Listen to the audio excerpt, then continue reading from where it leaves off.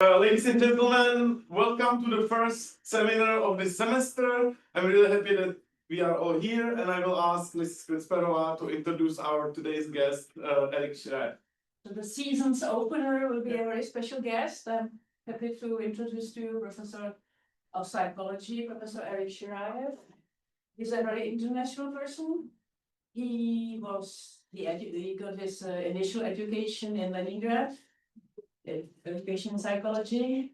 He crowned his education in psychology at UCLA, University of California in Los Angeles, by a postdoctoral course. He is very active in many ways, both psychologically and in the political science area. He's a founder of CARP, that is Character Assassination and Reputation Politics Research Lab, which is located in his home university at the George Mason University. That's in Virginia. It's very close to Washington D.C. A couple of stops by subway from Washington D.C. So technically it's Washington. What else to say? He's very active in political psychology, and that's by the way a very interesting association, ISPG, International Society of Political Psychology. That's by the way where we met, I think, in the first place in the beginning of the millennium sometime. That long time ago that we don't even remember where it was, when and where it was. And maybe I should say also that political psychology, although it sounds like psychology, it's very interdisciplinary field.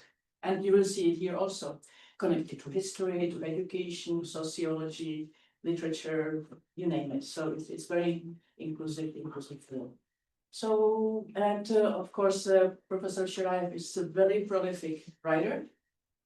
Can you move there the collage that I made a collage? Oh, you need to click it. Okay. Collage of books. Because it's Now it should work. In Czech Republic, whoever is studying cross-cultural psychology is using Eric Shiraev's textbooks. I didn't even realize it. All my friends who teach it are using his textbooks, but he also focused on character assassination, personality theories, personality in general, voting, history of psychology, and you see connected to Prague here, anti-American feelings in Russia, Russian government. So you see it's a very wide scope. And so it's a pleasure to introduce to you, Professor Shiraev. Thank you so much, Bandera. Thanks so much. Some of those books are good. It's only some of those. not all of them. But this is two-dimensional. It could be three-dimensional if you would involve the re-editions. It's quite a file. Let me just go back, squeeze back. There we go.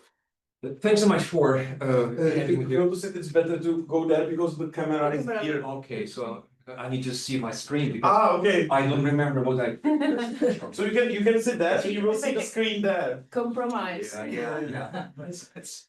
It's also better for the. So my presentation is highly visual. However, I also prepared some statements on the screen so you can follow my voice and can see things. There, just sort of a method of teaching. I trust you don't need this aid. However, just certain things that will help you. And also, for the record, I do have a paper written on the subject of specifically for today's presentation. And it's not common in psychology to write paper before you present things, but I've done this anyway. And those who are interested in receiving draft of this paper, it's about 7,000 words. I'll be happy to email to you. I already have some people who are really interested, so please keep us in mind. Yeah. That's the point. And the format is wonderful. See, I'm speaking slow because I just want to make a statement, just for nothing dramatic. I teach my graduate students who always make a typical mistake. Those of you who attend conferences know that you have 15 minutes and 28-year-old PhD candidates coming up and making a long introduction about historical problem. And by the way, and by the way, and then just 2 minutes left. And okay, that's conclusion, just future, blah, blah, blah, just go. Listen, you start from key points, explain your research, explain what you found, explain weaknesses, and then invite questions. Well, I have almost 1 hour right here, so I will torture you for 1 hour, so that's why I can have very slow It's from beginning. 10 to Me- 12 officially. Yeah, right? So but also, well, for an hour and we can discuss for an hour. exactly, it is absolutely fine to interrupt, make comments. I welcome that, and you're not interrupting, basically just you inserting your comments, and I'll be very happy to address. If you cut me in mid-sentence, I will continue, finish my sentence, and then address your comment. Feel free to do that. This will be, in fact, will be easier for me to do because I like this process of interaction. So I will move out. So welcome to this interesting subject. I think it's interesting subject. Subject of names in history. And as you can imagine, it just, well, my humble research that tries to attempts at, well, discover some tendencies and trends. And certainly, if I'm wrong, please tell me. If I'm right, encourage me to continue. Case in point, long time ago, really long time ago, I was a schoolboy, and our teacher came to class and said, "Boys and girls, let's discuss European leaders from brotherly socialist countries. Anybody who wants to ask any questions, please do so, but give me names. I prepare reports for next week, and we'll be just talking about." And I said, I was really little boy. I said, well, how about Alexander Dubček? My teacher ignored me completely. You made a note. She looked at that completely. And then, as a impatient voice, I repeated my request again. How about Dubček? She ignored me for the second time. I came home and complained to my mother. And my mother told me in non-certain terms, Mama, listen, no. And if you continue to insist, your father will be in big trouble. My father was a young assistant professor of history. And well, I had no idea myself why my father would be in trouble, but I felt something was really forbidden, something really unspoken, something which taboo, basically. Well, Freud is, by hanging out right there, taboo. You cannot say this word. You cannot have this name. And well, but my interest was Spartans. So I began to wonder, and can you imagine that time? So 70s, 1970s, no internet, no sources, and nobody would tell you about. And also, I couldn't bother my father because I knew he would be in trouble for talking about this individual. So we, and not because of that, but one can say Freudian terms, that sparked your interest, professor, in studies, perhaps, and perhaps because it's unconscious. Right? Well, what we do, we in our small lab, and we have global affiliations, and Martina is one of our biggest supporters here in Europe. And she publishes with us, and so lots of work has been done and being done as well. We study reputations. In particular, we study how our and their reputations are destroyed by means of character attacks. And also we talk about how to preserve, protect our reputations, and how to repair something that has been destroyed, if it's all possible. It's all possible. So, and as I put there, it's just it's a preliminary statement that's names in history like a shadows cast by flickering flame of human memory. Some burn brightly, some was snuffed out, and others stretch and distort in the dim light of collective perception. And yet, what we see today is, rarely raw when untouched. It has been molded, pruned, and reshaped by countless hands: political leaders, kings, queens, dukes, presidents, prime ministers, political leaders, now recently social influences. From ancient Rome to modern times, we see this manipulation with names. From those that we barely remember, if you study U.S. politics and history, so some of you are just maybe some rings the bell. Gary Hart was upcoming and handsome president, candidate for presidency of the United States. Democrats, outspoken, balanced, polished, really, really nice candidate. And yet, it's a scandal. We call it today a very politely extramarital affair, and not necessarily that one, which probably not big deal, especially in France or in that time in America as well. But he lied about that. He lied about that. So And actually, he even challenged he people. challenged the media, said, So- "Catch me if you can." Yeah. Catch me, and he was caught. He was caught.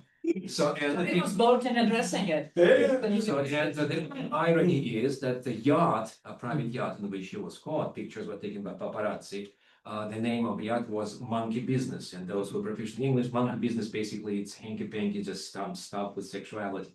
Monkey Business, Gary Hart, he resigned basically, but why? Well, this name was stained. The name is stained, even though politically he was young and upcoming. Wonderful balanced program. He could have been and should have been a good president. And yet, that's one misstep, right? And what we see. Kamala Harris. I here on a bipartisan basis or non-partisan basis. Well, we say bipartisan because in US we have two parties. Actually, it's a bipartisan, but a non-partisan basis. But I must tell you that she was a really weak candidate, extremely weak candidate. If we put our party relations aside and just be honest with ourselves, well, her name will be quickly forgotten or maybe remembered for being a really, really weak political candidate. If Democrats offered somebody stronger and more assertive and more articulate and more in issues. And in time. In time, so never. Well, she had the entire 4 years. She was vice president for 4 years, enough time to plus all the media on her side. So, okay, legacy media. Well, but this is, yeah, you're right. She had only 3 months to prepare. Yeah. To do, and to this. What you said leftist? Uh, Leftist media? Or- no, mainstream. We call legacy media. Legacy. It's a new term in English, legacy media. But It's media established, network, or- established. Well, New York Times, Wall Street Journal, legacy media, BBC, Telegraph, Guardian, legacy media, and others. Well, we, Voice of the People, Vox Populi, legacy media. So New York Times and Wall Street Journal hardly on the same page, but they're legacy media. Yeah. So well, we again, we in our research lab, we prefer to appeal to social science and then sciences. We do have historians, we have rhetoricians, those who study rhetoric, we have sociologists, we have political psychology, political scientists, and individuals studying political communication. So we're interdisciplinary. We're proud of at least 3 books published already in this field, textbook and this is more sort of popular volume, and this is more academic volume. So we discuss names, images, reputations behind those names, and try to be in position of science. Although those of you who in humanities and social sciences know that's quite often is difficult to quantify. How to quantify human thought, emotion, dignity, right? Can you give number?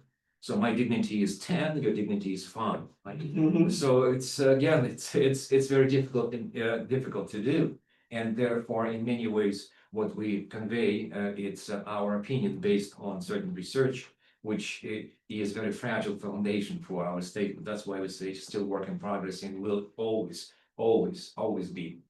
Well, in history, as I said, I will again will talk about history briefly, just a few minutes, and I will state several facts I just cherry picked from our database just to insert in the presentation.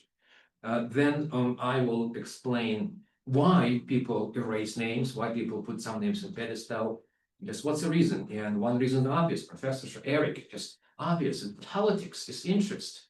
If I hate my opponent, basically I will not mention her name. That's it. It's forgotten, just out of sight, out of mind. So political power reasons, correct. However, we'll also tell a second point that must be a public opinion, cultural opinion, ready to accept or push out, expel certain names from collective memory. You wrote in your paper about Václav Havel. So despite all the attacks against him, despite the accusations, his name was becoming more popular and popular because the opinion was different. At least most people in Czechoslovakia, that opinion was different. So, and the more they pushed, the more people were interested in his name, like my interest in Alexander Dubček. So, oh, it's forbidden. Let me just see what's going on. I will also give you examples about certain ups and downs of public interest and public opinion. So when let's say 6, 7, 10 years ago, issues of gender in gender equality and sexual harassment in particular were really sensitive in the United States. Today, this opinion is lower. Well, since not 2022, Black Lives Matter, just race issues became extremely important in the States, and then just today, just secondary. Well, that's the reality of life, and public opinion is more sensitive to less sensitive to certain subjects. However, it's not enough. So the third reason why people attack names, put them pedestal, erase, and distort. The third reason, which I also explain in due time, and then we'll make a conclusion, and hopefully there will be some questions. So across kingdoms, empires, and dictatorships, names, symbols associated with names have been treated and mistreated. You see, that's basically, it's very easy. Images really speak themselves. Statues are toppled and erased and removed. Well, does it make a difference, can you ask? Well, yeah, it was supposed to be. Examples from Roman history. So numerous examples. Coins, basically chiseled out in the profile of emperor, empress, and just insert something else, basically erase something from a tombstone. So sorry, this coin, you are sure that this coin was defaced even before ages distorted? It's from by Martin X, from Amsterdam. Yeah, But it was still used after that? Oh, it was used, yeah, different profile, just to save money, just chisel out and put something else. Well, it makes sense, but just to keep it all, right? Keep it, just know this must be replaced. We know there was some massive movements about 3 years ago in the US, removal of statues of generals. And they were really destroying them. Yeah. Destroying them. Decapitating and melting them away. Yeah. So nice. there were some that were put in museums. Now they're back in different museums, but not on public squares. But yeah, just removing. South Africa, UK, Belgium, examples of King Leopold and multiple statues in Belgium were defaced and attacked, destroyed. Again, earliest examples, Mark Antony and Augustus Mark Antony, Antony's name was definitely manipulated, destroyed, and hidden from the descendants for a number of ways, and I'll tell you what the reasons were. In particular, yes, he was opponent of Augustus, but Mark Antony stained his reputation by alleged submission to Queen Cleopatra from African Queen, and for basically betrayal of Roman interest. So, and by the way, this is again part of what we have multiplications. We have animation videos which we produce, and I have no idea how expensive they are.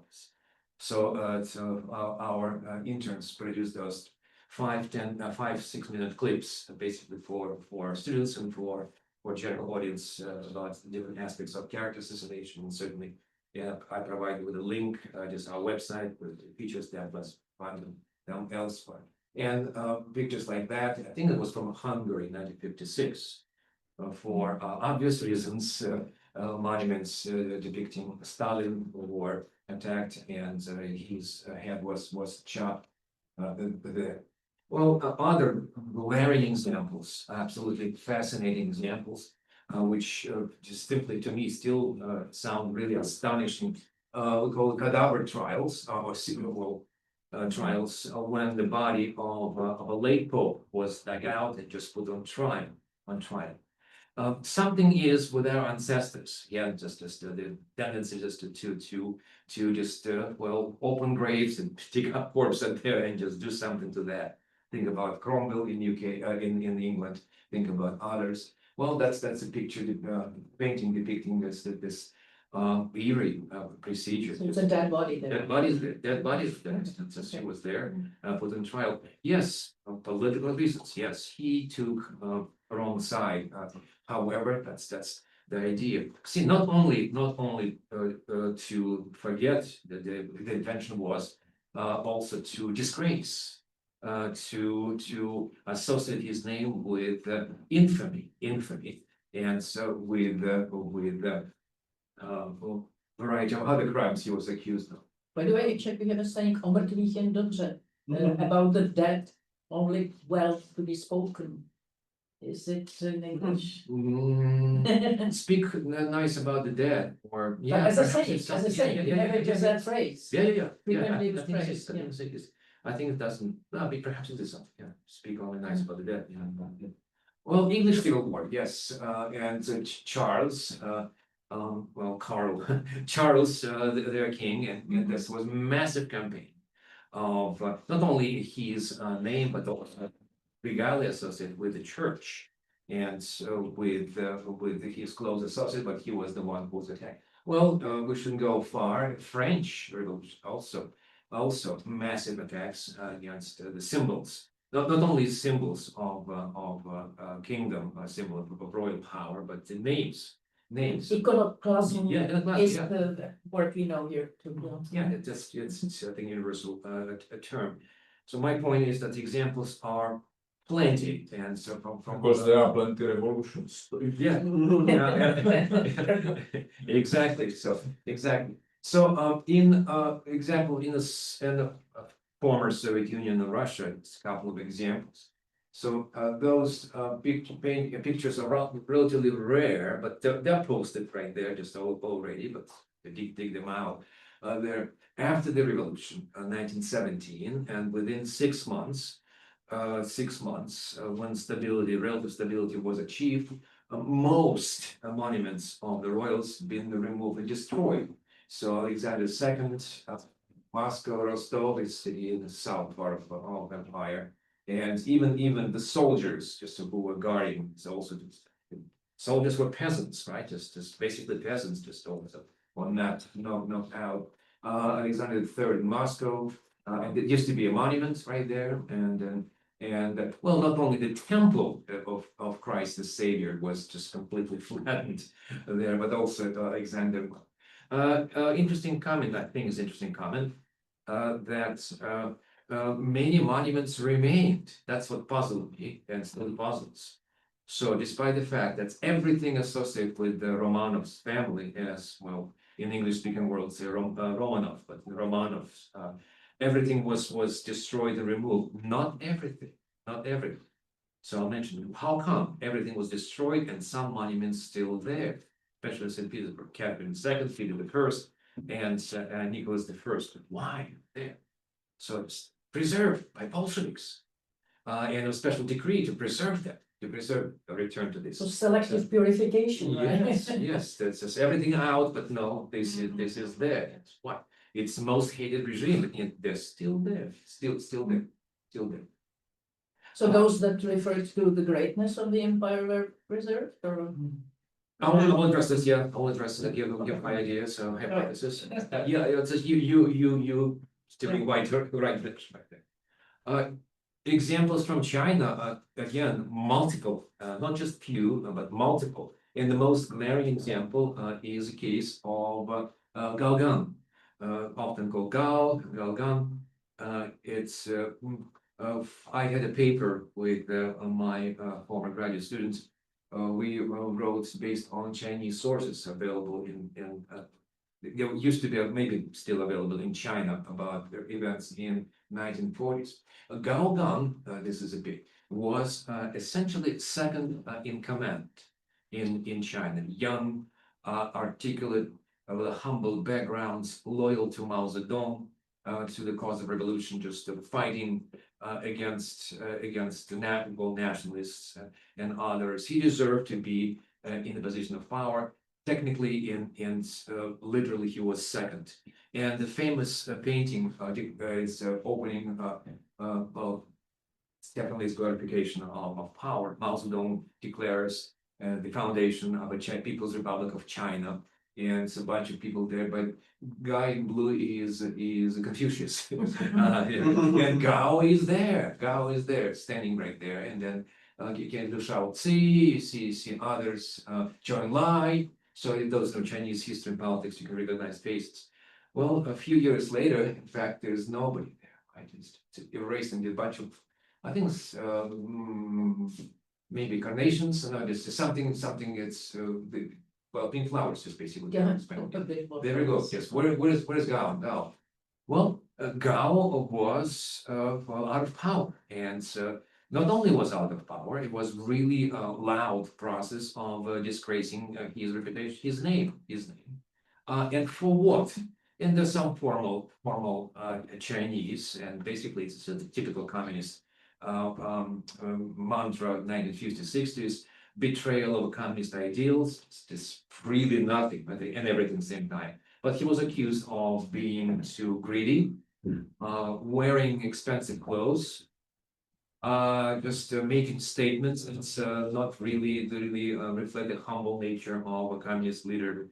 So just things basically of a moral nature, and especially wearing expensive, but expensive clothes means just something that's out, just something slightly different than what was assigned to communist leaders to wear. Mao would wear just trenches of the same type. He was removed from power. He was forced to confess. It's a common practice in especially Asian communist countries, has been and still and also Soviet Union, a campaign of self-criticism. Basically, you sit down and criticize yourself and just attack your own reputation. And that's and if you do so, you're purified. Well, it was just the beginning. So you confess in your immoral acts of being too greedy and too bourgeois in your mind and your actions, and there you go. A communist party will attack you on all levels. And then after this self-confession session, Zhimingzhibao, it's a central newspaper of a communist party of China, so just huge periodicals, huge editorials about corrupt character and nature of this individual gone. Committing suicide, he was buried in unmarked just grave. It's just #2 in China, second in command. Basically, just his grave and nothing else. And then later on, this tombstone appeared with his birth name. Just it's really, really just his name was erased completely. All the statements, all the speeches, just name was erased, released, reprinted.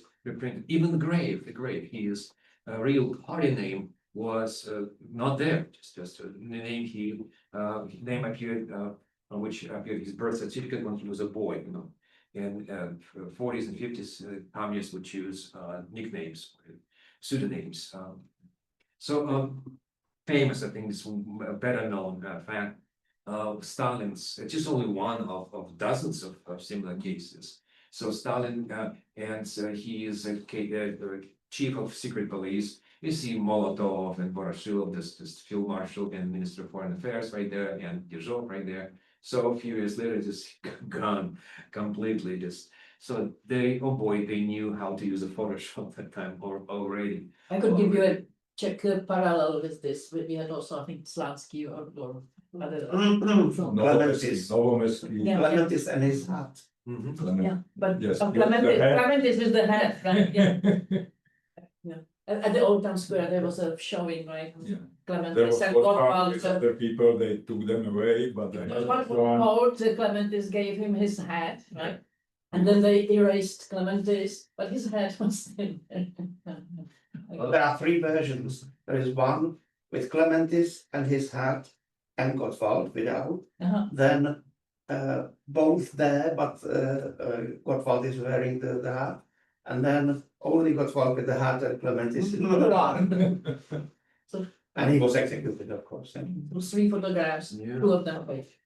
If I were in Poland, I would have used the film of by Andrzej Wajda, I think it was in the 70s, called Człowiek z Marmurze. Just it's about a coal miner, they call it Górnik, who was a national hero in Poland for real, and then just name disappeared completely. And the film is based on plotted by a young journalist who was trying to figure out what the guy was just #1, just was most celebrated coal miner in Poland, and he disappeared. One disappeared for political reasons and completely just named, completely erased. Nobody followed him.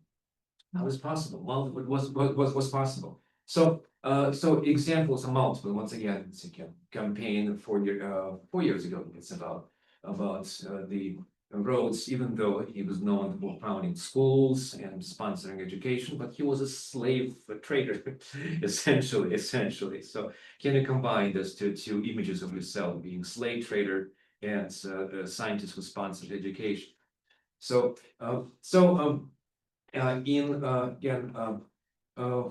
I refer to historians and CQ professionals in this field, the national memory. So it's a memory erasure. So a phenomenon studied for centuries in history by historians and come from ancient Rome. So the questions appeared: why did kings and emperors and queens and other royals and rulers were compelled to obliterate, disgrace of names, images, legacies of former opponents? To what extent they were just power struggle, as I said, just power struggle. Come on, professor, it's interesting question, but it's a very simple answer. Power struggle. That's it. That's it. Is there anything about moral superiority and political superiority over the disgraced or defeated opponents? And there's something else there, and there will be something else, of course. Something else will be, of course, there. By the way, this is a painting here. It's George Washington, the first American president, and it's not just a disgrace, something in a museum. You can buy it for $50 online. Online, it will deliver to you. It's not oil and canvas; it's just a poster. But yeah, you can just simply order this like this. But the It's already is because arranged and stuff. And also, see in London, it's a statue of Churchill. It's right there by Westminster, just near the Parliament building, and so he was racist, right? And also on the other side is Chelsea. So it's why Chelsea? Well, basically just vandalism. Vandalism doesn't need justification. Just like somebody put Chelsea the soccer club, South London. So if you know soccer, I'm from North London, so just Arsenal. So Chelsea is our enemies. So why Chelsea? Maybe you put there just as an Arsenal fan to just see how vandalistic their opponents. So there you go, Chelsea. I put it there, Chelsea. Yeah. So, and again, obviously expected statue of Hafez Assad, the father of Assad, who was doubled from power just with Moscow, a Syrian president. So, power politics, it's a key point. There are at least four important factors why negativity and character assassination and memory erasure work in politics. It's been studied for about 25 years. At least I am, as far as I'm concerned, and I was a part of this loose group studying negative political campaigning, establishing at least four empirically establishing factors that allow people go negative. So why don't we go positive and praise our accomplishments and criticize programs of our opponents? Why do personal? Why just call names and the answer is it works. So bad smears and bad names do work in politics, and there's at least four key reasons, which I explained very briefly. So as I put from English Civil War to degenerate art campaign Nazi Germany.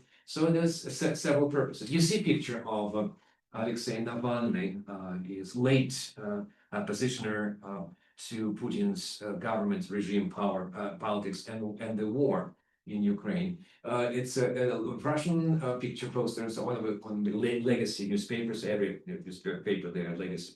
So it's shown being a puppet, right? It's like a puppeteer somewhere. And so he is just the one who is moving in accordance with orders from Western sponsors, including European Union, of course, the United States, and others.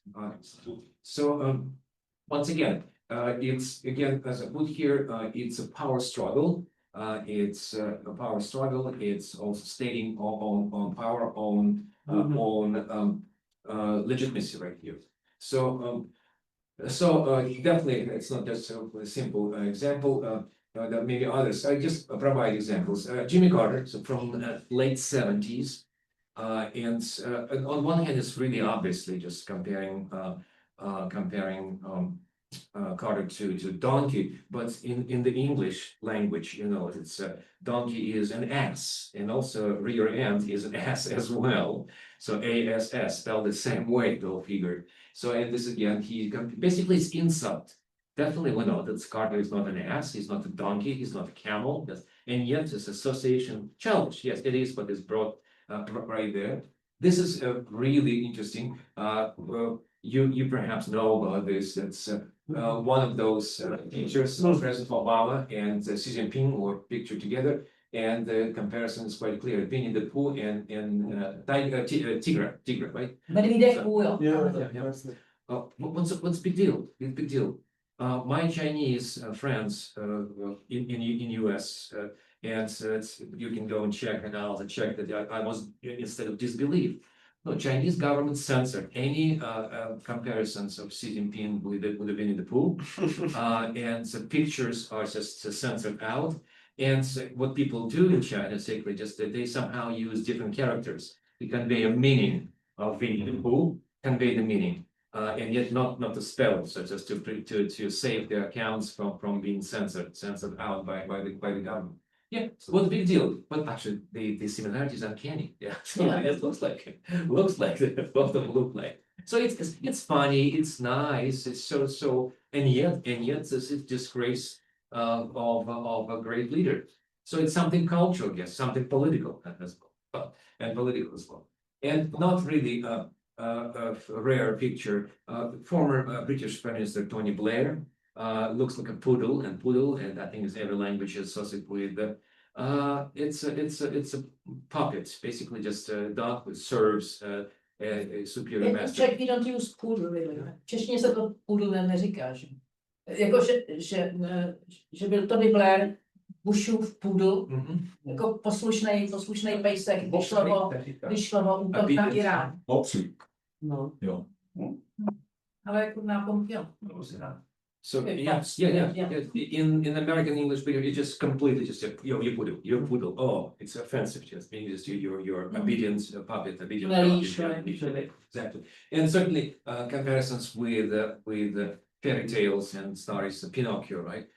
Hillary Clinton was relentlessly Hillary Clinton, former senator, former president candidate, compared to a liar. Any politician can suffer this fate because they all lie. Well, at least many of them do, right? So, but there was relentless about her comments made about. You're right. In American cartoons, the politicians usually they extend their nose to. Yeah.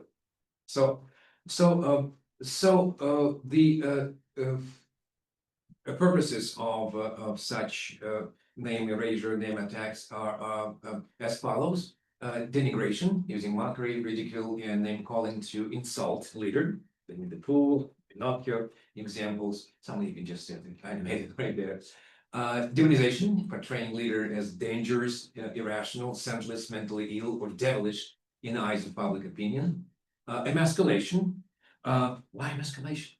Portraying a female politician as too muscular, too decisive, too manly, too strong. That's a liability. By the way, this again, the body of research by a lab showing that it gets a fate of vast majority of women in politics. So if you're weak, you're too womanly. If you're too strong and powerful and decisive and effective, you're too masculine. So in a sense. And also masculinization. I'm sorry, I just jumped ahead. Masculinization accusing male leader of being too feminine, and masculinization can lead female of exhibiting toxic, masculine, risky, and unreasonably hostile action. So vice versa. I jumped ahead a little bit. So portraying male politicians as sissy, and I can use this language, right? Just basically, you're so sissy. It was a famous, infamous book title published way back 20 years ago.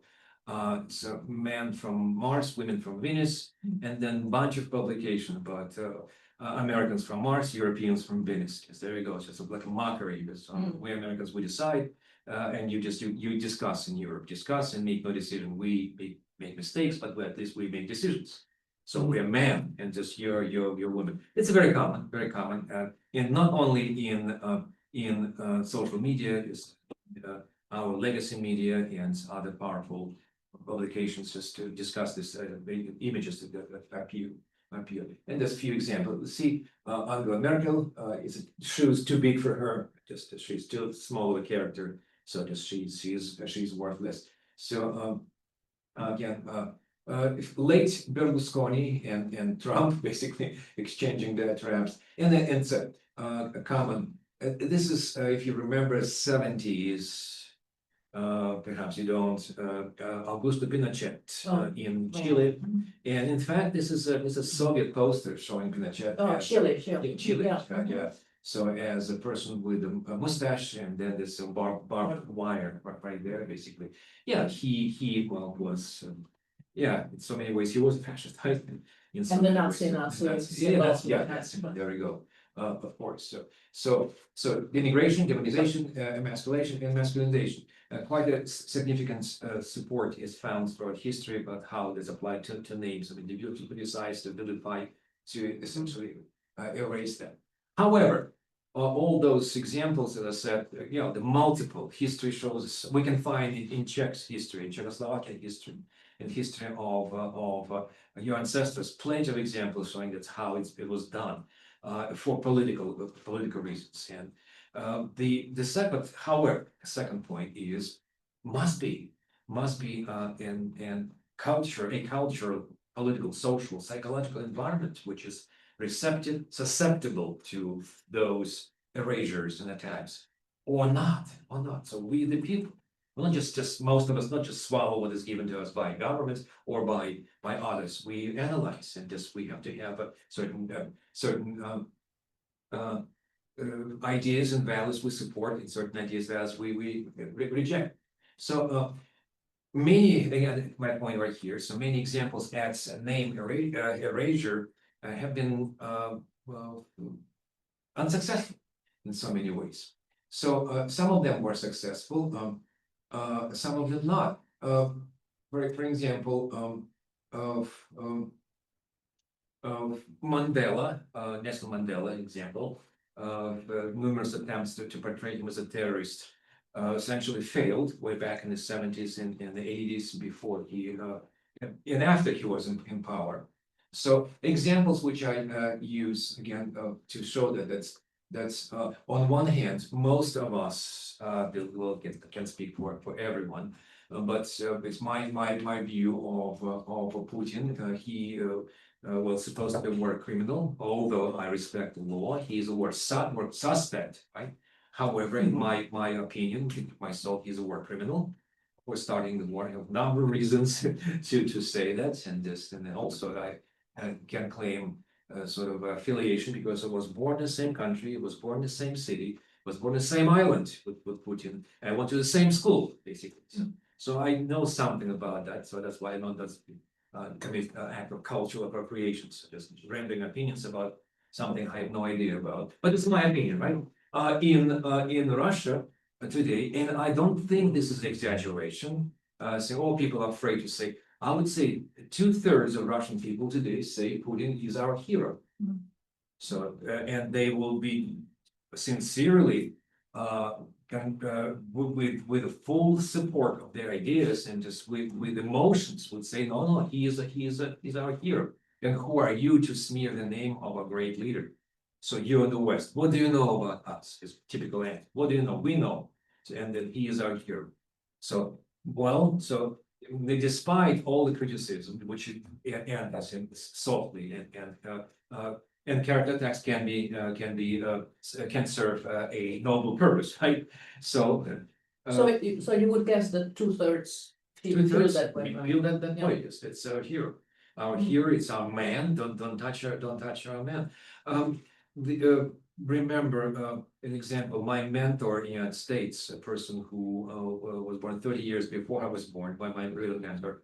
When we discuss Clinton and President Clinton and his sexual.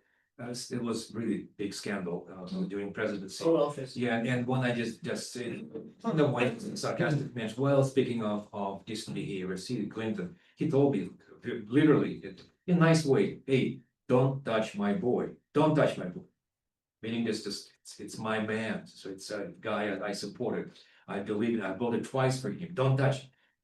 Oh yeah, I got it. So he felt really uncomfortable when somebody would criticize the person of his dreams, ideas. Basically, well, transgressions take place and people just take missteps, and that's the reality. Well, it may be also irrelevant of politics. Exactly. Yeah.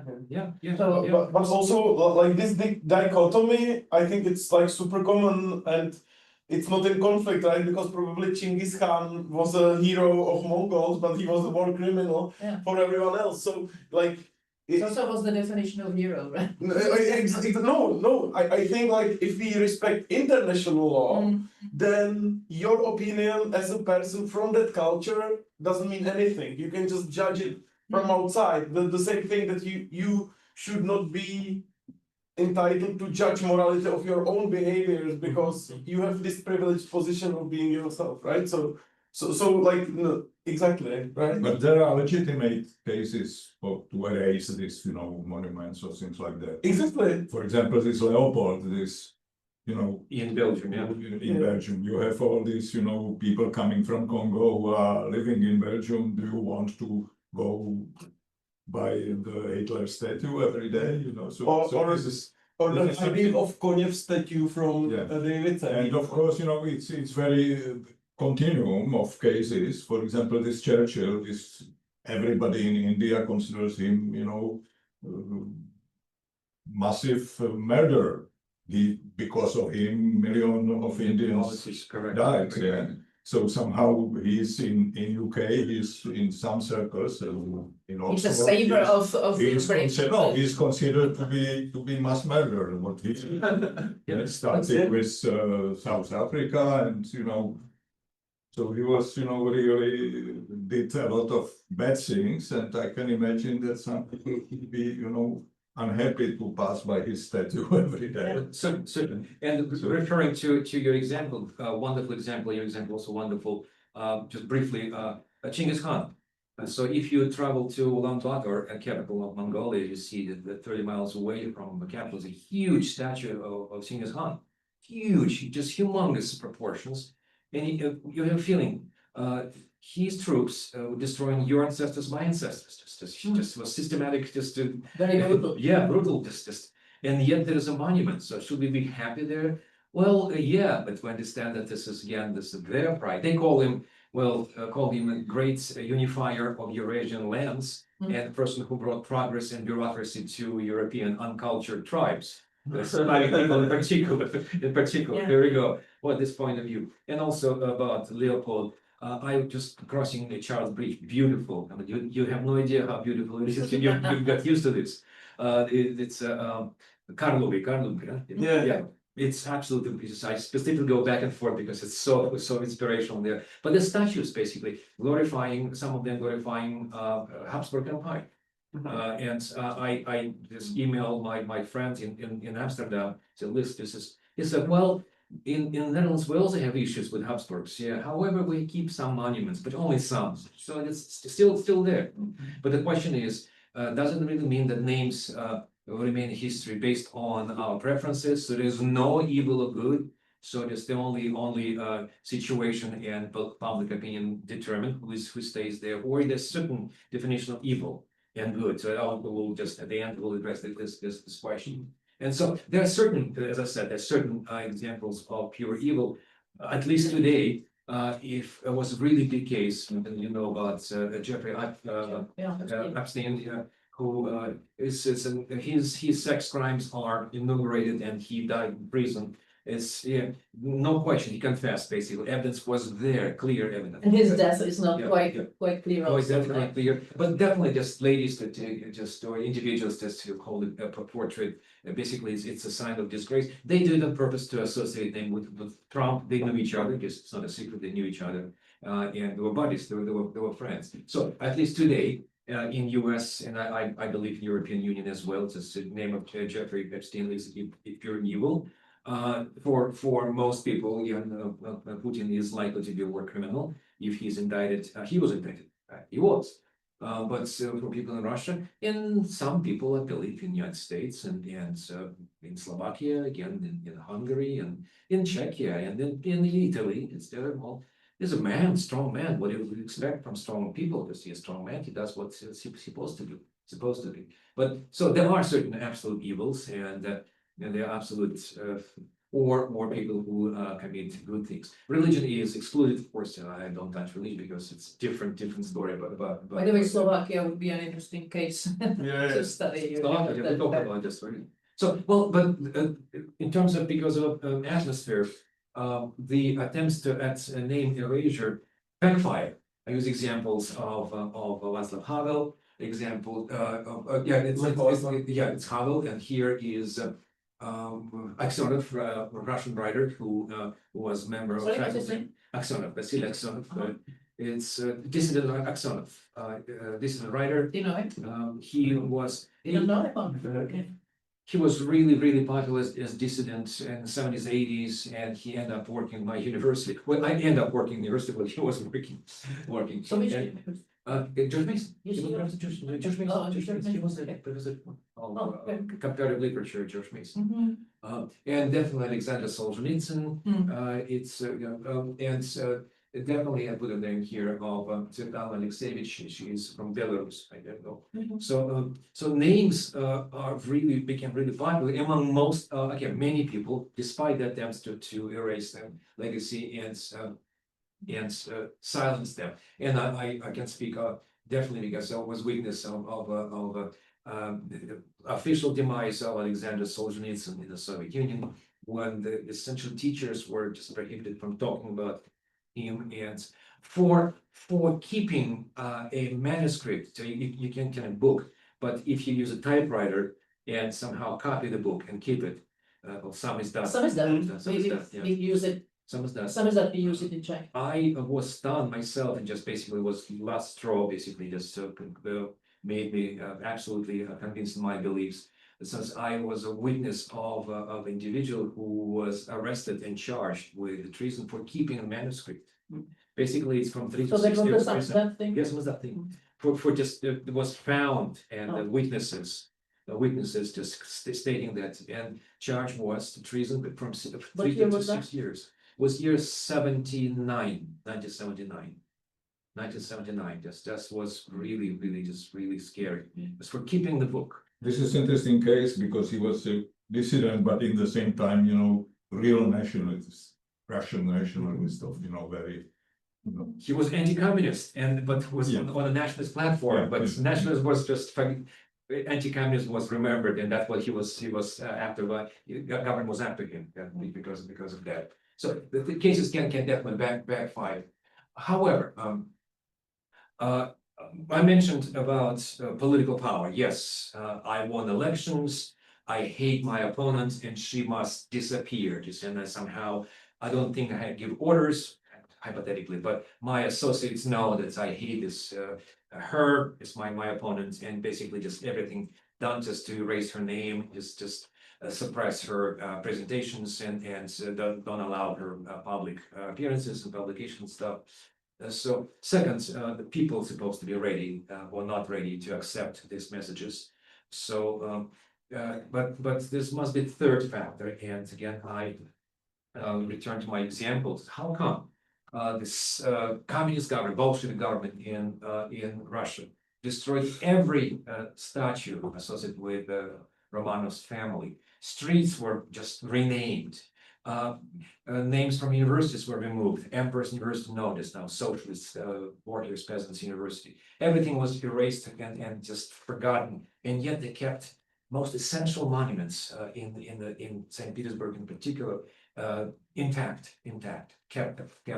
So I call this a psychology factor. So which were preserved, like Peter the Great? Peter the Great, Catherine II, his granddaughter, and Nicholas I, the most reactionary emperor who came to power in 1825. So is it almost like these three people were preserved? Yeah, they were preserved. They were preserved In public. and there was a special order in April of 18, basically preserving this several monuments just selected by the Bolshevik government. So there was official order order to to preserve them. And once again, when I asked my fellow historians, they said, well, document says to preserve historical legacy, but there are hundreds of good It was monuments. issued by the Communist Party I'm sorry. leadership. They just specifically Moscow, just Lenin signed this, basically suggesting that this is what's supposed to be done. So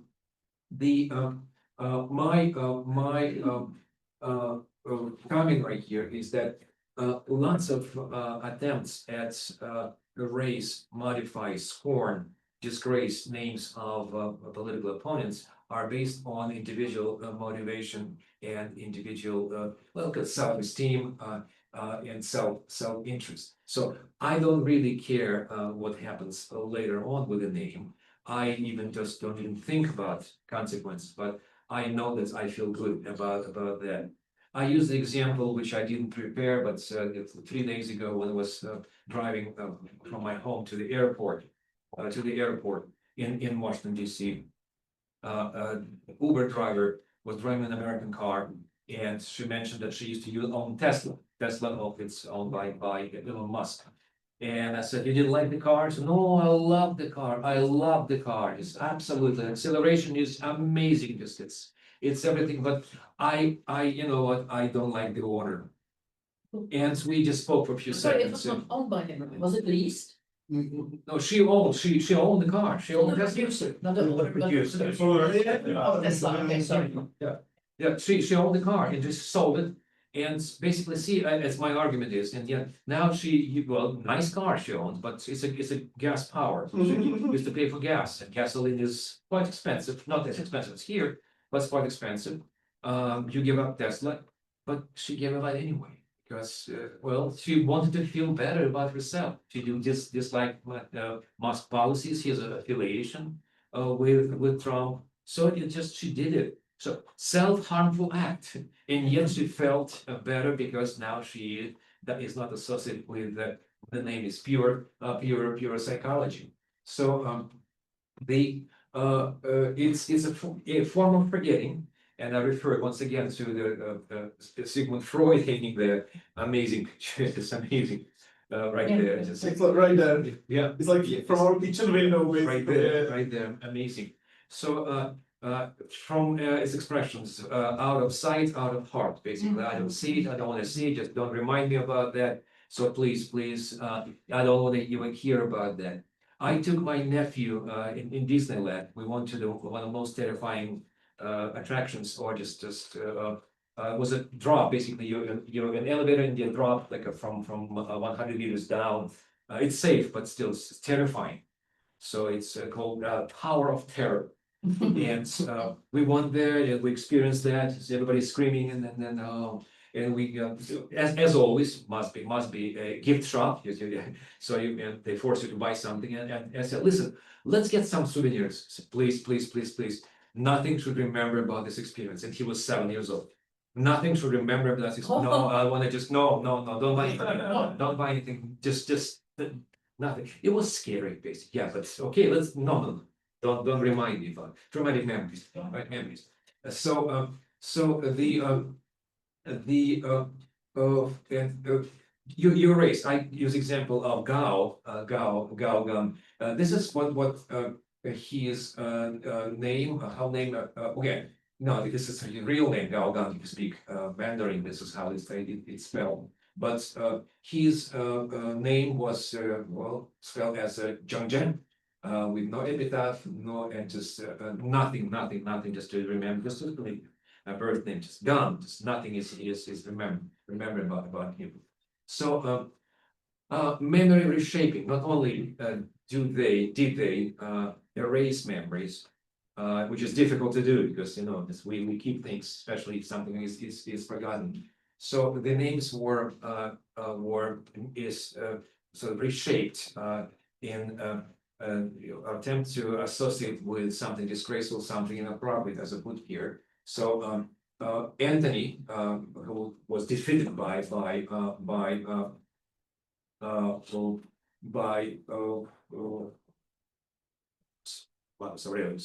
So non-Roman man, seduced by Cleopatra, dressing like a pharaoh.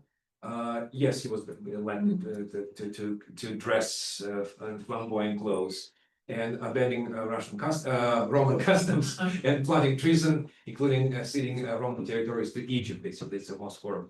So Romans remembered the name as a traitor, as a person who sold out It's to probably Romans. easier, right, to smear that person rather than to erase him from memory completely. Yeah, exactly. So it's more practical. Exactly. Yeah, Martin X, exactly, just as in our discussions, he claimed that we know Roman history from written accounts, but the question, who wrote those accounts? The senators who just came after. If they had good relations with the emperor, we know just glorious individuals. If we know something, if people who came after just were enemies, we know something else. At Oxford, we were invited to speak at Oxford about character assassination.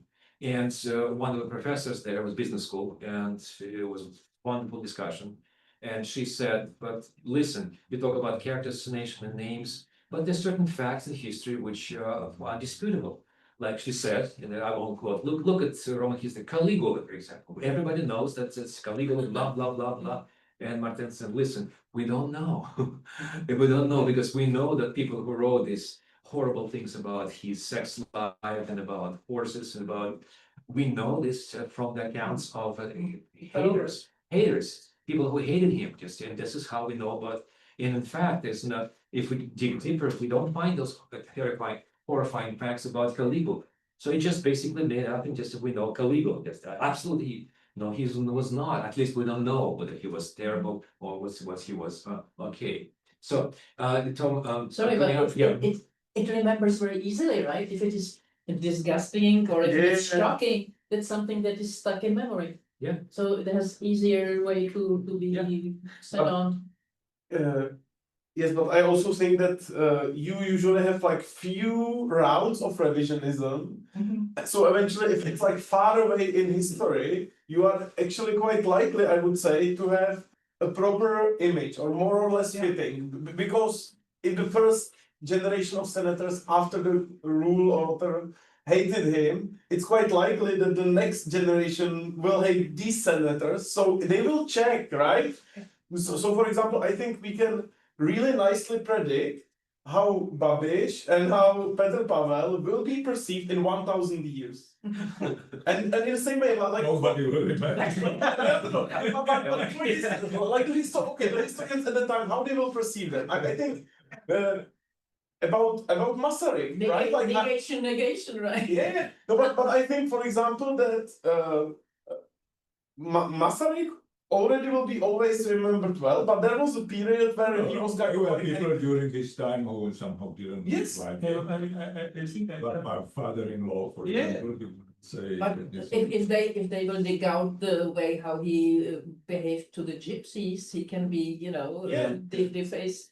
But I think that so probably part of the reason is like as a history passes, like people have like less stakes in the historical person is like less useful for like contemporary politics. Like kind of no one is like using references to Genghis Khan in Czech politics, like kind of. Which is weird. Like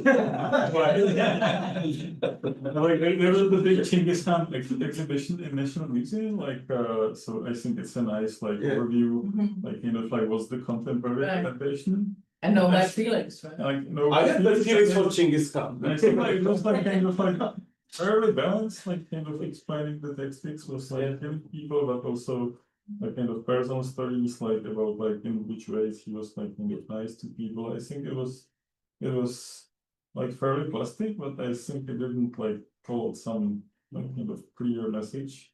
But even closer, Napoleon, right? I And there's no problem to drink Napoleon cognac and nobody's Hitler cognac. Right? Because Hitler didn't drink. That's a good example.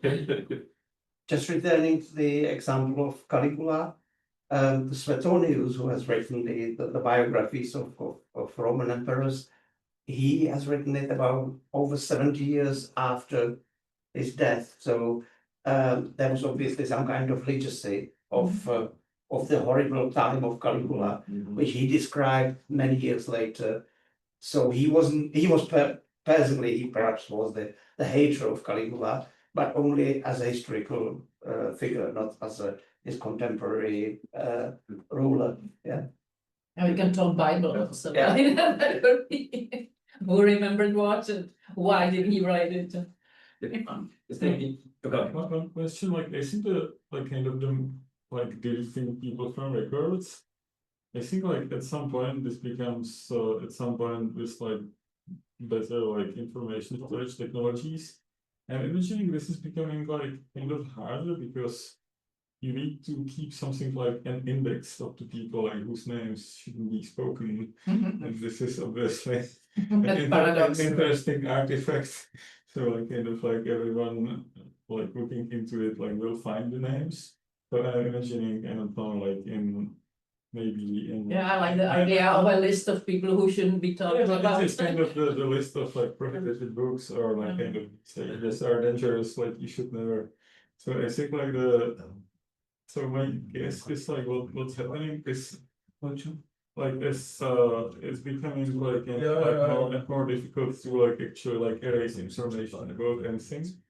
Like in the this kind of internet. I mean, in the current times. In the it's current times, like it's kind of like impossible to build like records of anything. So the strategy is like shifting more towards like not trying to like remove the memories, but like just like create a lot of propaganda / like narratives. Maybe electronic storm that will erase the.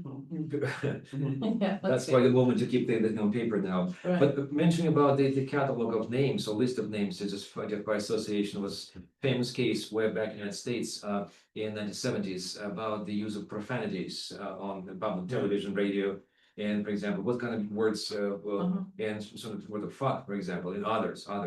And during the hearings in Supreme Court, highest instance judicial staircase, and the judges were referring to bad words, and one of the lawyers asked him a wonderful, clever statement. Your Honor, if you can just tell me which words we're not supposed to use, list them, tell us exactly on public, tell us. And the judge didn't say that basically, but then the list was published, and they can go Google online the seven prohibited words in the United States. Yeah, that's prohibited words. Maybe you can issue this. Yeah, that's the one in Czech as well, which is like list of prohibited words which you can't use on registration plates of vehicles.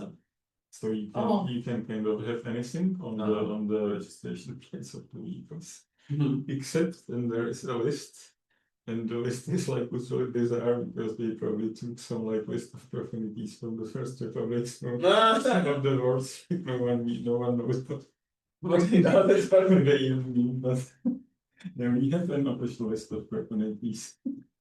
Well, one of the things that get mentioned is the term Antoniato. So it's often used in campaigning against names to label a person as none of us, as different from us. So otherness.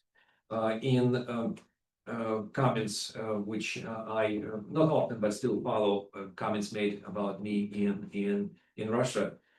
there's one common theme, which is very common consistent. That's Professor Eric just sold out to financial interest of American universities and just strictly for the money. He's doing this what he's doing just because of financial incentives. Basically, I am just sell out. I'm a sellout just to do it for financial reasons. I betrayed the interest of someone. Yeah, I'm doing this. So the Stupid question. Campionato that was a real person. Was it a real person or is it a symbolic figure? Robespierre or no, he was no. It's a term from just Roman practice, but Antonio. But was he a real person or was it a symbolic? Real, Okay. real, yeah, Okay. real. So real, yes, and this is the term which I think historians use and also we use. So Robespierre is one of the examples. That's again. So he definitely is. His hands are blood of so many lives in France, and yet he was glorified in so many publications, and especially later on in the 1800s. But just being the one who responsible for égalité, fraternité, liberté, basically, and then just guillotine is also one of the invention of his associates. So legacy construction again. And it's also important point here. I just mentioned briefly. So not only is this erasure, not only association with something bad, and you mentioned about disgust. As a body of research in psychology, for past 20 years, the strongest political attitudes are formed on the basis of affiliation with disgust. We hate somebody or something because we feel disgust towards certain issues. But sexual crimes, for example, almost unanimously, and names associated with sexual crimes unanimously rejected by us. So legacy construction, you construct your legacy, you simply build your legacy. So on the expense of others. The campaign against the Gang of Four. When Mao died, the new leadership started a campaign against the most powerful individuals representing Mao regime, including one of his wives of Mao Zedong, and she was a gang of four. Gang of Four. See the slogan? It's a translation from Mandarin. Decisively purge the Wang Jiang Jiang Yao anti-party faction. The purge, basically purge, but just expel. It's maybe the best translation in English because I asked my colleagues. It's a purge. It's a fine word. Expel, purge, cancel, remove. Why? Well, because a new wave of leaders came. They're all leaders. Basically, you just remove them and just verify, even though they didn't have much political power. Example of how people care about the legacy, how they shape it, just for personal reasons. Famous case of Alfred Nobel. When his brother died, newspapers published obituary saying Nobel has died, and so that's it. And he is the one who just responsible for dynamite and the murder factory. And he was, according to documents and memoirs, he was profoundly affected by that. So he said, that's my legacy. Even though my brother died, is a bad news, of course, but it's my legacy just as a murderer. So and that's motivated him just to establish a foundation for research and for basically peaceful cause. But would you say that it was almost accidental that it was? Perhaps I think it was ready, but just now, oh, there we go. This is how you Dr. Death you associate with that. So and also I put here self-aggrandizement and validation. The picture of Putin, who is 5'6", as I use American standards, 160 is just. But he's 160? Yeah. He's like 62 big.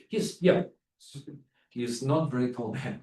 And this is a monument to Alexander III, one considered by vast majority of historians as one of the most conservative emperors in Russian history. He reversed the reforms of Alexander II, who was killed by anarchists, by whom, of course, who else? And this is a new monument open. So there you go. It's Putin just standing there. It was definitely staged. Just he is alone standing there, just giving tribute to emperor. And many compare this to Alexander III with Putin because Putin admired this individual. So you may not like this picture. Oh, maybe this shows greatness of Alexander in comparing. Maybe he didn't like this. But there is no bear and he's in clothes, so maybe he doesn't like it that much. Just standing just silently. Why Alexander III? Why there? Just why Putin? Just deliberate. But did he get elevated to those protected three? Perhaps was there. And when we went up, well, so many, vast majority, I believe that's vast majority, studies definitely show that this was measured by several polls in the past. That's approximately 3/4 of professors who teach in our universities that are voting Democrat, and so perhaps 1/4 perhaps Republican, or at least people lie. I don't think. So certainly it's not unusual for me just to hear comments about Trump, Bush, and other Republican presidents. It's common in the academic world. Perhaps same thing in Czech Republic, because just the crowd is has to be 75% more liberal compared or progressive compared to conservatives. Conservatives are always a minority on college campuses, right there. And the comments about Trump being demagogue, crazy, deranged, erratic, incompetent, very common. Will it change Trump's opinion in certain ways? Just will it affect people? Say, oh, Trump is deranged, and I supported him. No, perhaps the change. No. When we say this, we simply, well, we make ourselves better.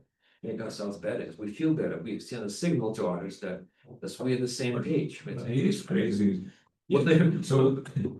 So it is not a statement, it's just fact. Yeah. Well, they'll say define crazy, just and compare to others, and let's go and split the hairs and stuff. Yeah, that's a fact. But yeah, we definitely just if you and I say Trump, you're crazy. Sorry, just just peace in the Middle East, fine, but you're crazy. I don't think he'll change his mind. But you and I, we hear each other. We're on the same page. So now we can joke and talk and just. But there is no question. And also it's quite often, just to take a step away from politics, we see examples in history how history itself through media and literary sources and films creates images of certain names. And I use example of Mozart and Salieri.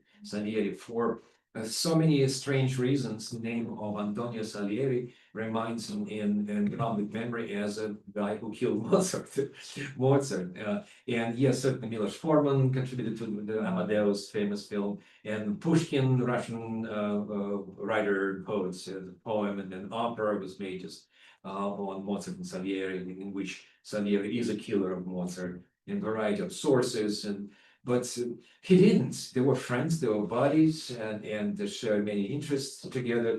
Yes, we say that Salieri wasn't that talented compared to Mozart.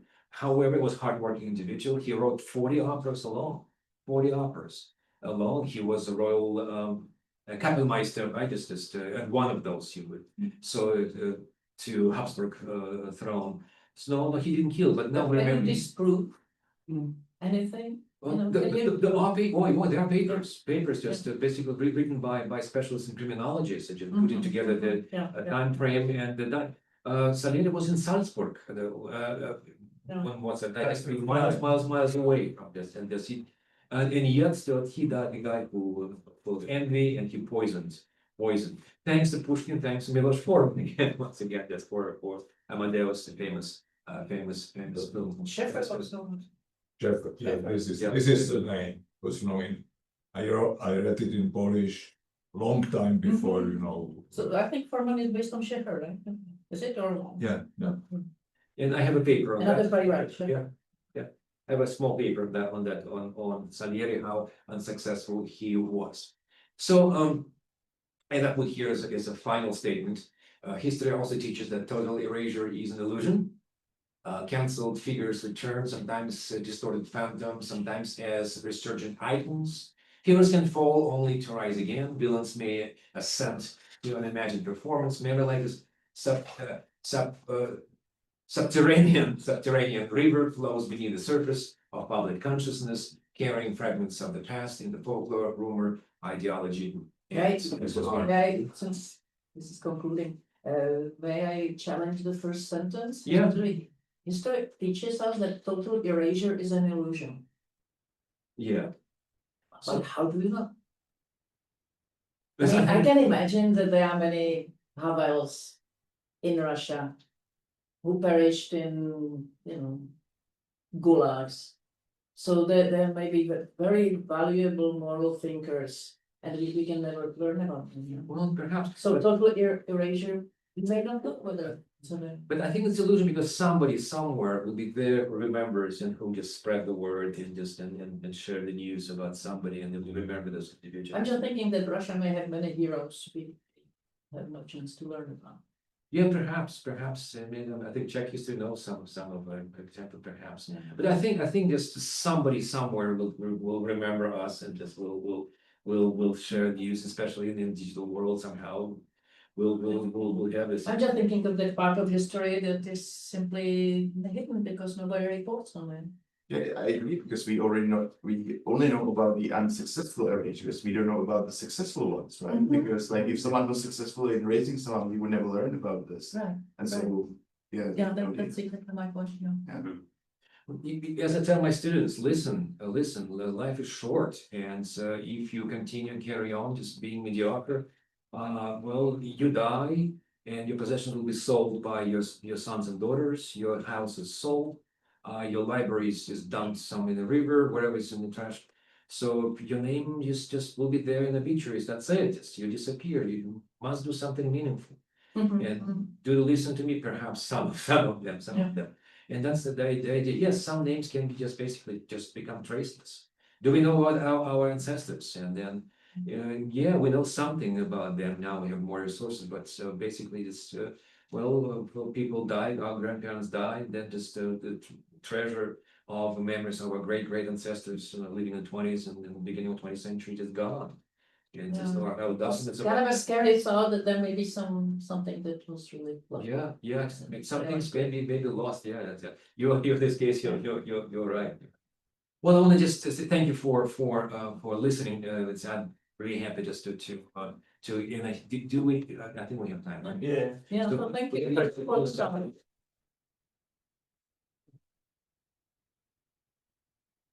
Any statements has come to please just even the most critical is just character thing. Okay, we have about 30 minutes for discussion, so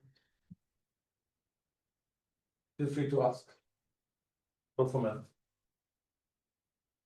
I think we covered so many things already. Since Slovakia is so close, that maybe another field, maybe in which we can look as researcher more, because that's a living history, and now it was rehashed by the letter, or by the found letter from Masaryk, it's just another territory that is living. Yeah.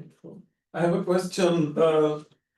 Basically, you discussed several strategies, not just the erasure, right? Like character assassination. I think you can just try to lower the reputation of the person, or you can try to basically erase him from the memory, right? And there must be some study on which is more effective, right? Because if you just talk about, or if you spread rumors, or if you ditch out, some controversial material and you spread that, or the third strategy might be that you just try that people forget about this person altogether. So is there some study that actually shows if these things work, and if some of them works better than the others? There are two factors here which are important, at least two. I'll give you an example. First one is the credibility of a source who conducts an attack. For example, if somebody posts on X, Twitter, just using some nickname, whatever it is, just some strange name. Hey, Professor Eric was spotted at the bar drinking beer with professors. First of all, it's an anonymous source. Who cares about that? Second important point, public importance of the issue. Drinking beer with faculty. So Oxford professors gather just at the bar, it's a famous bar there. So the dozens of them every day, they openly drink beer. You can be inside, you can stand outside, and just a big deal, not big. And nothing will work because however, if it's something sent by, say, students who identify by name, Irje Farda, there we go. He is the head of a student association, a reputable organization there. And Professor Eric was seen drinking beer. However, in every class, he emphasized he doesn't drink alcohol. So now I'm portrayed as a liar. Being a liar, it's more important an issue compared to being just having beer. Everybody, well, 90% of us drink beer. One, what's the credibility of a source must be credible. And second, the importance of issue today, as I said, being divorced, it was a horrible horrible event in the lives of individuals in communist countries, in the 60s and 70s. In the 80s, it became a non-issue. Being gay in American politics or business in the 80s and 70s was a horrible issue. People were staying in closet because otherwise just your chances are ruined. Today, people think with big yawn, not a big deal. It depends where you are. Yeah, well, in US, well, yeah. Well, still. Or Russia. Well, in Russia, it's present.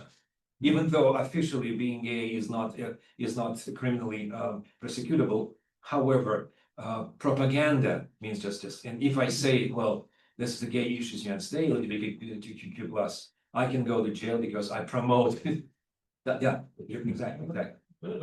So I hope you answer, right? You must be credible, and second issue must be important individuals. So that in this case it will work. In other cases, will not work.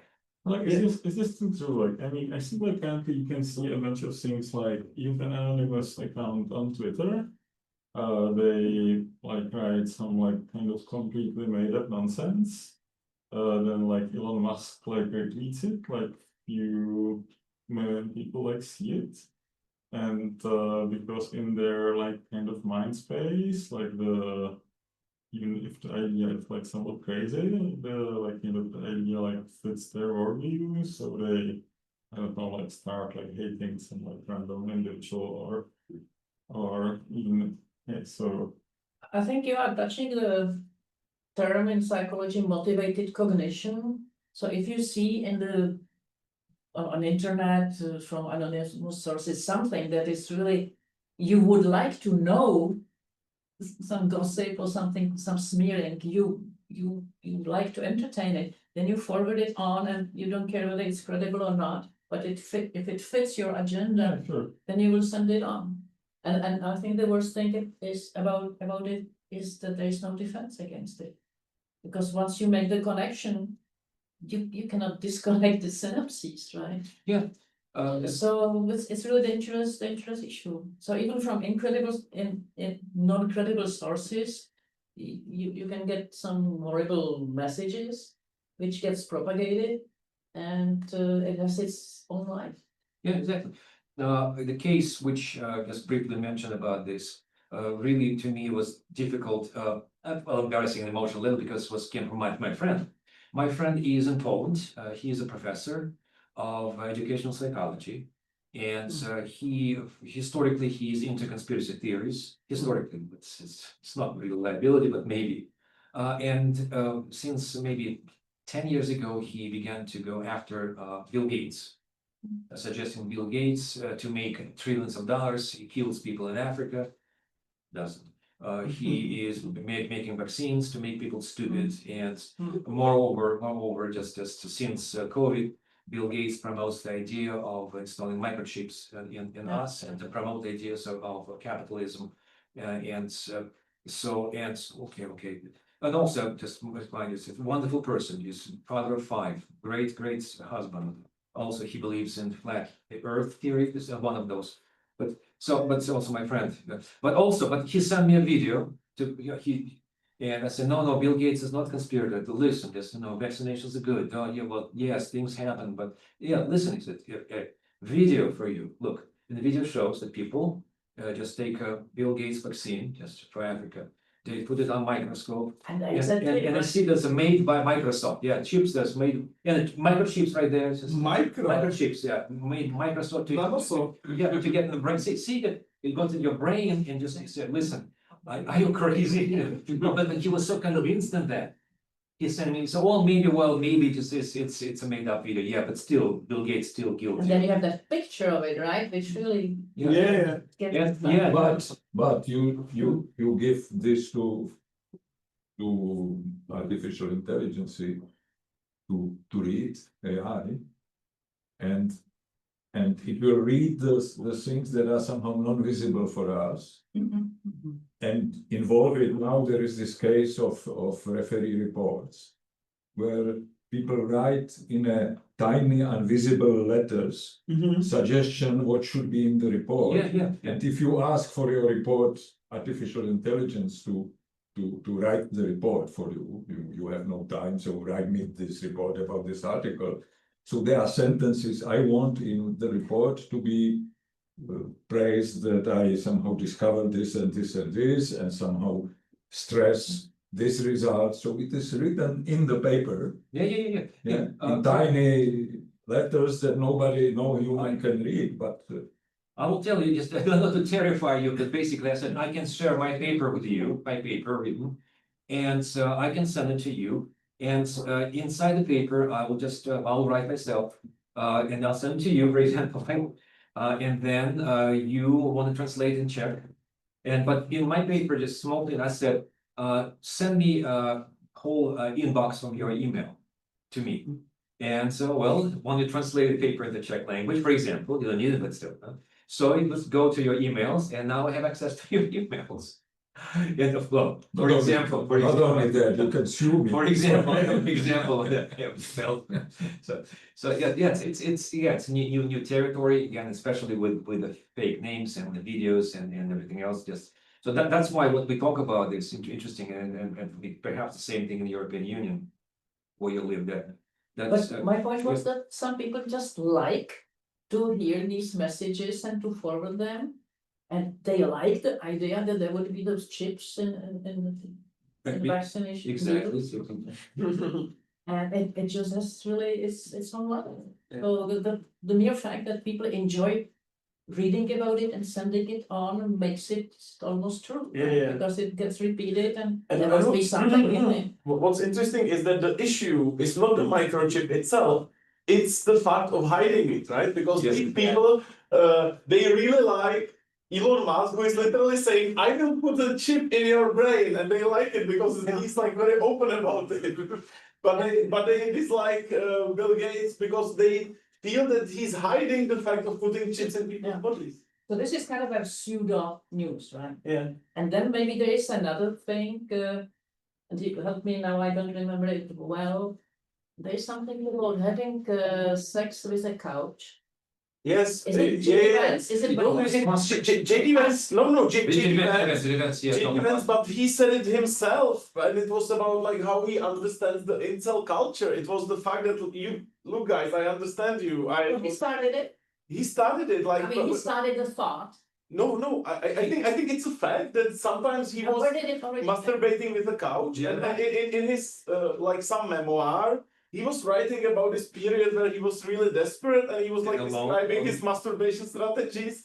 And okay, so and it then starts people- from him. He and did it's it on probably himself. true. So Because I only listened to, I don't know, John Yeah. Oliver or somebody, yes, and who it mentions it. And I Yeah. thought, did John Oliver made it up? no, it just So, some confession. He comes to Yeah, no, but it's a question.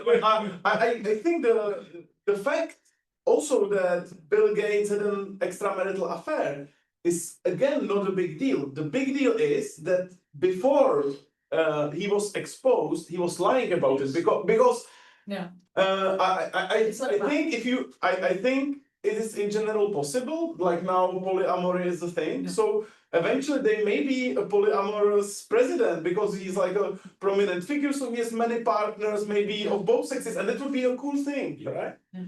Because it's not about having extramarital affairs. Plus it's absolutely irrelevant to the job. Exactly, So- the other way around. Like the fact that you are able to maintain multiple relationships means that you are a credible person. So John Kennedy would be great in that, right?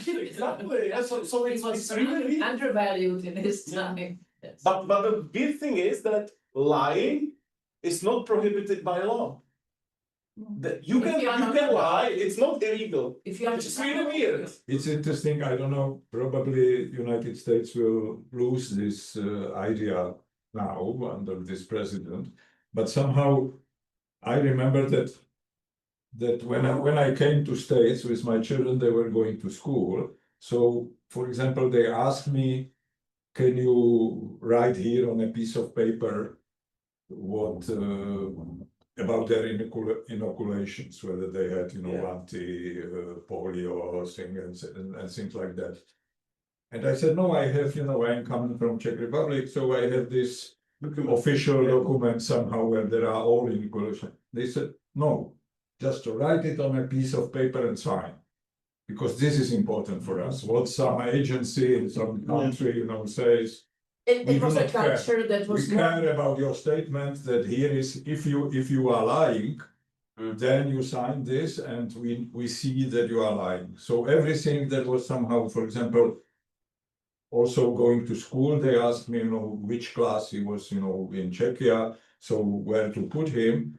And I said, I have the report from his school in Czechia. They said, we do not care. It's called affidavit. Affidavit, yes, to sign affidavit, yes, it's liable if you officially just. Concerning taxes, for example, this is important thing, not that you are somehow creative or something, but you somehow sign something on that piece of paper. And this was the Maybe they were just checking. idea of US for me, yeah. I don't know whether it will be. It was a culture based preserved. very much on trust, right? Yeah. So this would be, real loss. If you lose this under Trump, then somehow it will be. No, it can be lost in Trump because our system is decentralized. We don't, every school district is responsible for own policies. That just Washington can just say anything, they can just ignore. It's an unusual system, unusual. Now Even states. he is sending the troops, so the army to different places, and the locals do not like it, but he somehow, But the country supports that. Yeah. In general, Yeah. I know. We will see. I'm overseas, I can't criticize my presidents, he's. After 4 Trust- years, when his son is the next king, we will see that some. Yeah, that's true, absolutely. We are privileged because this is son of Czech mother, so. It's true. So how does she? Okay, interesting. Ivanka, yeah. Yeah. The example you have given is quite clearly about the trust and responsibility. If you, as a person, are signing something, then you're responsible for the statement you made, and I would say that's the Western view of your integrity and your liability. Well, in our culture, it used to be the At the same. same time, in the East, in the Soviet camp, we had these bumashkas for everything, and we needed a stamp. Yeah. And the almost more until the random present day, we are still struggling with some offices who are requiring the stamp. You need to have a stamp document because your personal signature couldn't be possibly trusted. You need some kind of confirmation or legalization by the authority. Yeah, because the institution Yeah. got the stamp, Yeah. right? Person is. In Soviet Union or in Russia probably now, still it is like that you somehow can just stop any car on the street and use it as a taxi. Okay, and if it's official car, so my friends were using the how do you call it? Emergency. Yeah, some medical, car. They would stop there and they take them. 3 rubles was the price. Yeah, you just pay the price. And my colleague from some institute, he was once going to the airport for and police can stop you. And if you are in the official car, they can stop this car and they can ask for bumashka, and then you have to pay 5 rubles to policemen, and then it's done. Okay, and this colleague of mine, he was going by official car from the institute to airport to take over some visitor, and the police wanted to stop them, and the driver, he didn't stop, he just showed that. But maybe you should keep. And he somehow, he asked the driver, what it means, police is stopping you. And he says, they want 5 rubles, and I am showing them that I have bumashka. So it is, based on complete trust, policeman, somehow wants 5 rubles and you have a bumashka. Okay, they can, really stop you. But, it's a trust, when he shows that, it means he has bumashka and we do not need to bother. Yeah, we will stop some other car for them. Yeah. Maybe we should switch back to the. Yeah. No, I still think that the question was not answered, right? Like, the thing is that people do it. People try to, and there are also like personal ways you can cancel someone. And the other is when institution that kind of is like Stalin's puppet is institutionally erasing some person from documents, photos, and stuff like that. But the question still remains whether it works, right? Because if you try to, people are curious. When you try to erase someone from the history, people may be more interested in this person anyway. So maybe this is just a weird reflex because this is what like Czech journalist Sasha Ulova is constantly claiming. Like, now I can say whatever I want, but nobody cares, right? Like, for example, when she's criticizing capitalism or whatever, or some living conditions. In a free society, it really doesn't matter what you are saying, right? Exactly. When we were under totalitarian regime, it mattered a lot whether Václav Havel wrote something. It mattered, but the question is whether this is just a reflex that eventually maybe causes harm to the official institution. Because the real question is like, what is better, like to say that Václav Havel is a criminal, liar, whatever, or is it better to try to prevent people totally from speaking about him? And the third option is just do nothing, right? Well, there are And does it? And are there studies? Probably there must be studies from Soviet Russia or from contemporary China, right? They test everything. They are really empirically oriented. So I think current China knows. Does it work better to just like erase the person from all documents or trash their reputation or do nothing? What is the difference, right? And what is the effect size of these strategies? One of the answers can be is this, that we answer this question a lot about local politics in the United States. And the question is, you run for Congress, you have a district, perhaps 100,000 people there or more, and you have an opponent who just starts character attacks against you. And do you respond, or just you ignore, or just? And the answer is, if the distance is really high, if you're really far ahead of your opponent, ignore just as if never happened. If you go neck and neck, now you have to respond in kind, basically just as you have to. But once again, because you retain your supporters, you can sway some people who are begin to doubt. Basically, you keep this 5-10% who can sway to the other side. In terms of governments erasing names or media. Yes, something's really clearly works. If you remember the name of a cyclist, Armstrong, yeah, who lied about using doping. He won lots of Tour de France and just lost his. He was fighting against cancer. It was a hero basically, and the close line. Just he was wealthy guy. strong. Yeah, and then just was revealed that he used illegal. His name is erased completely. And if I use in class, just basically just say this an example of lying, like how quickly people can fall from pedestal, because he did something really immoral. Even though he contributed to cancer research, he had lots of money contributed to cancer patients, and he was everywhere, and yet he built. Also, advertising money went away He immediately. just went away. He was sued, and basically he settled lawsuits just basically get his, and he's completely out of sight. And then he doesn't speak publicly. Who knows? Maybe with passage of time he will resurface. again, so he's erased. But But you were showing his name, Armstrong. yeah, I was thinking, who is this There are Armstrong? three Armstrongs. This guy who was on the moon or something. No, but there was also like Yeah. it was made by Stanley Kubrick. Yeah, that's a movie. Or the trumpet singer. Yeah. Yeah, the guy. I would have a question about China. I didn't know the Gao case. I don't know anything about him. I don't know. He's not here, right? Gao's case in China. Do they? I mean, it's this authoritarian regime, right? So they probably don't even allow to do research on it. Or? No, nothing. Okay.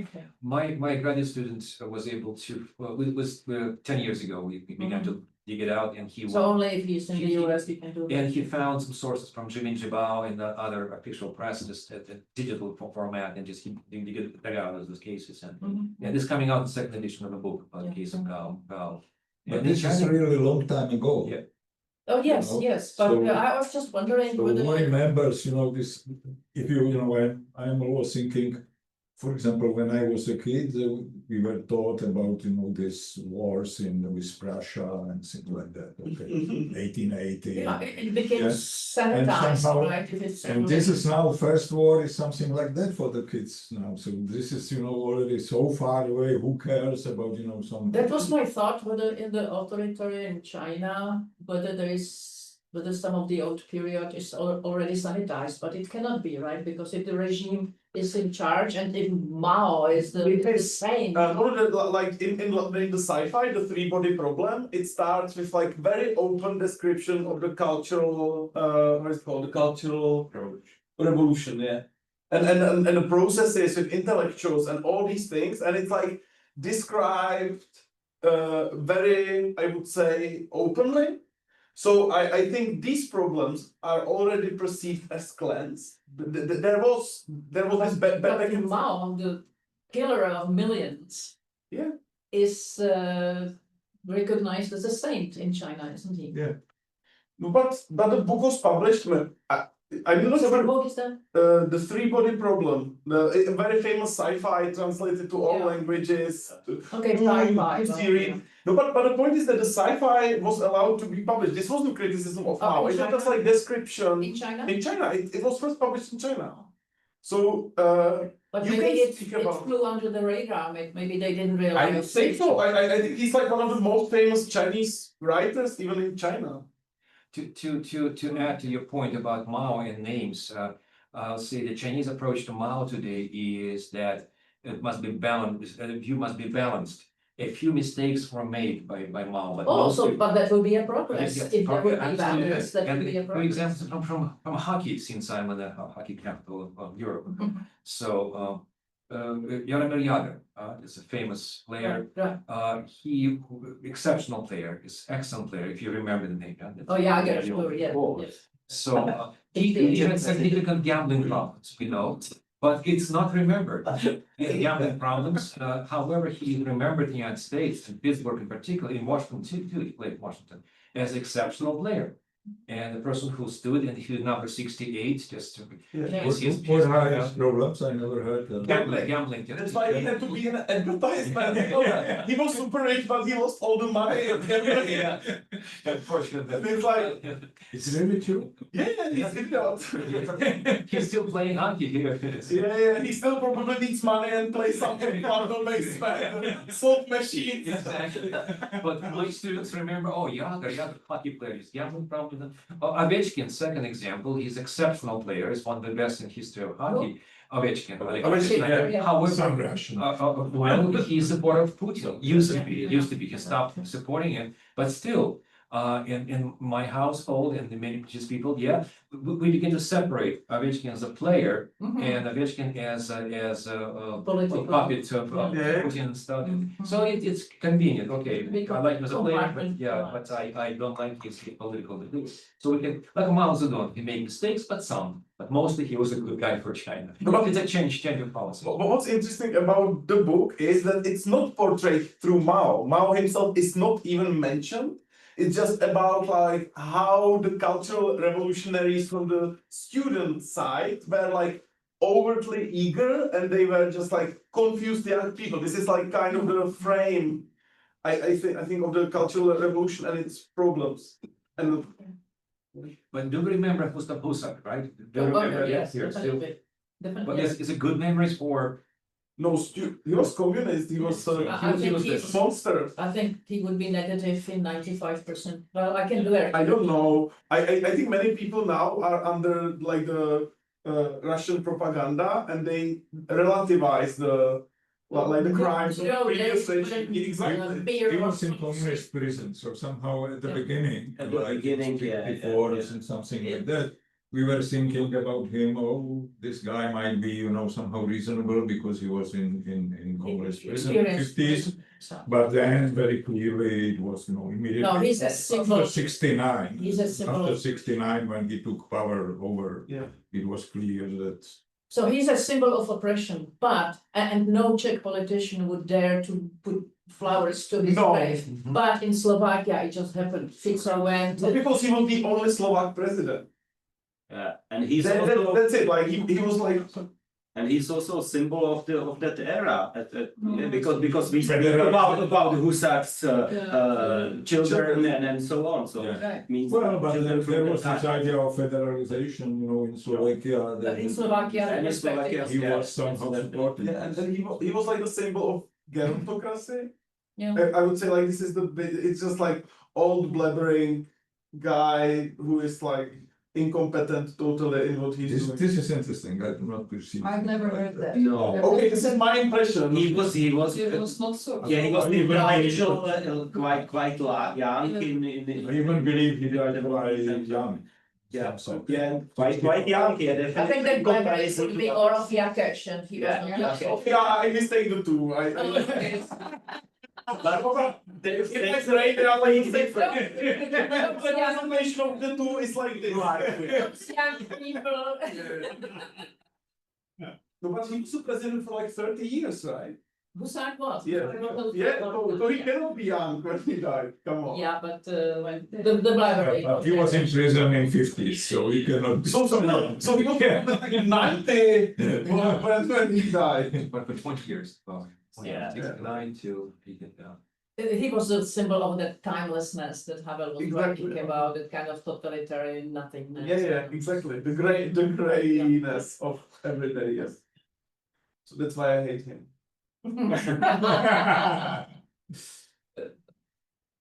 Good, but Yes. people differ in that. Yeah. After 17 November, the week after 1989. that, the week after that, we were somehow at university in the big, lecture room and explaining to students who is Havel. They had absolutely no knowledge, Mhm. We were reading them from Power of Powerless and things like that, but the students were totally, totally didn't know anything. This was surprising that that the communists succeeded, to erase him from the. Also, very often, especially at Filozofická fakulta, if it was. No, it was What's your mathematics. mathematics? Uh-huh. But Rode Prava was publishing articles against Havel, right? Yeah. Okay. But the problem also was, and I was not sure about the mathematics, but well, maybe mathematical students were not that. But very often also the communists filtered who would get to the university. So people, Yeah. children of the dissidents, they couldn't get education. Havel himself couldn't get even high school. So No, mathematics was not the case. It was anybody would be taken because. that's true, yeah. Based on And Ivan Havel studied something, right? Even before Berkeley, or he didn't have high school and he was just so talented that he just went to America and made it. Okay, I think we should stop because it's almost 12 and we should go to lunch. So thank you everyone. It was fun.